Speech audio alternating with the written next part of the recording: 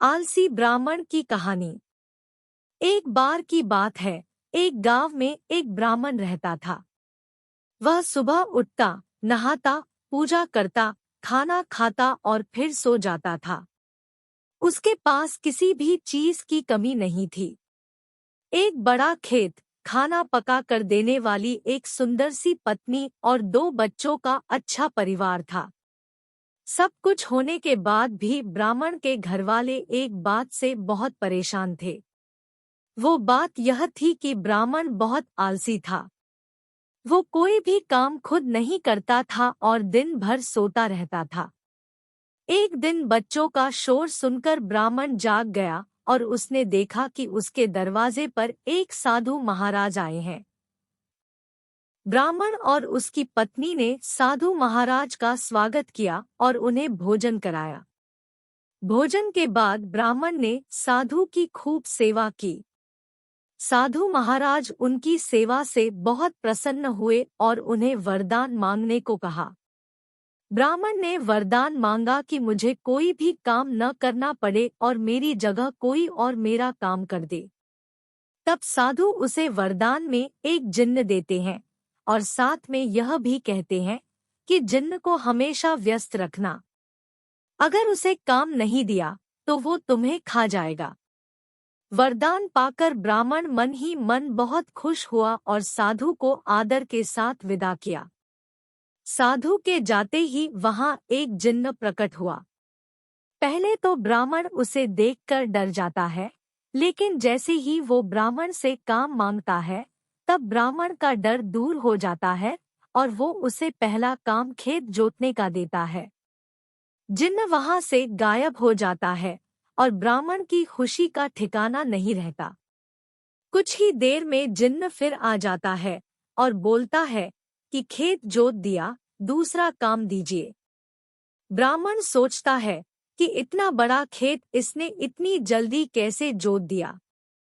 ब्राह्मण इतना सोच ही रहा था कि जिन्न बोलता है कि जल्दी मुझे काम बताओ, नहीं तो मैं आपको खा जाऊंगा। ब्राह्मण डर जाता है और बोलता है कि जाकर खेतों में सिंचाई करो। जिन्न फिर वहां से गायब हो जाता है और थोड़ी ही देर में फिर आ जाता है।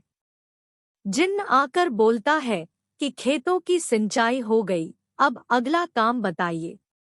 ब्राह्मण एक एक कर सभी काम बताता जाता है और जिन्न उसे चुटकियों में पूरा कर देता है। ब्राह्मण की पत्नी यह सब देख रही थी और अपने पति के आलसीपन पर चिंता करने लगी। शाम होने के पहले ही जिन्न सभी काम कर देता था। सब काम करने के बाद जिन्न ब्राह्मण के पास आ जाता और बोलता कि अगला काम बताइए, नहीं तो मैं आपको खा जाऊंगा। अब ब्राह्मण के पास कोई भी काम नहीं बचा जो उसे करने के लिए कह सके।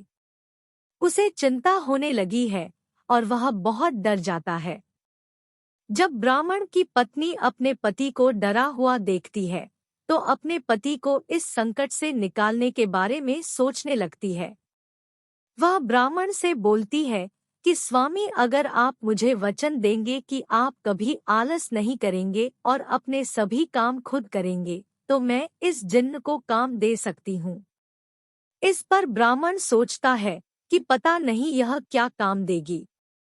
अपनी जान बचाने के लिए ब्राह्मण अपनी पत्नी को वचन दे देता है। इसके बाद ब्राह्मण की पत्नी जिन्न से बोलती है कि हमारे यहाँ एक कुत्ता है, तुम जाकर उसकी पूंछ पूरी सीधी कर दो।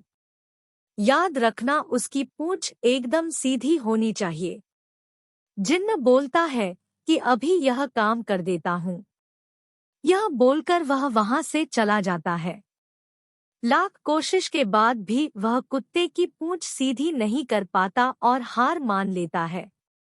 हार कर जिन्न ब्राह्मण के यहाँ से चला जाता है। उस दिन के बाद से ब्राह्मण अपने आलस को छोड़कर सभी काम करने लगता है और उसका परिवार खुशी खुशी रहने लगता है। कहानी से सीख। हमें कभी आलस नहीं करना चाहिए। आलस करने से हम मुसीबत में फंस सकते हैं। इसलिए हमें आलस छोड़कर अपना काम खुद ही करना चाहिए।